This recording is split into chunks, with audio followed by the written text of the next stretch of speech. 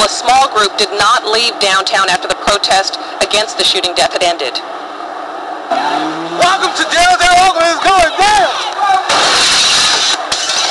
And there were at first about 1,000 people that marched from City Hall to the District Attorney's office here in Oakland and then back. Most of them had left by a little after 8 o'clock last night when a splinter group went on a window-smashing rampage through Oakland City Center. At least 18 arrests, mostly for vandalism, were made in the aftermath.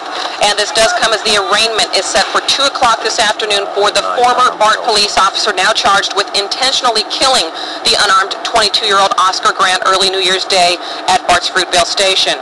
27-year-old Johannes Meserly is now in the Santa Rita jail in Dublin after being arrested in the Lake Tahoe area Tuesday night. He was briefly in a Nevada court yesterday and then driven back to the Bay Area. Both his lawyer and the Alameda County DA held press conferences yesterday as all of this was happening. Fine young man, and I'm privileged to be representing him in this case. As this case moves forward through the justice system and all of the circumstances of that chaotic night become clear, I fully expect Mr. Meserly will be cleared of the charges against him.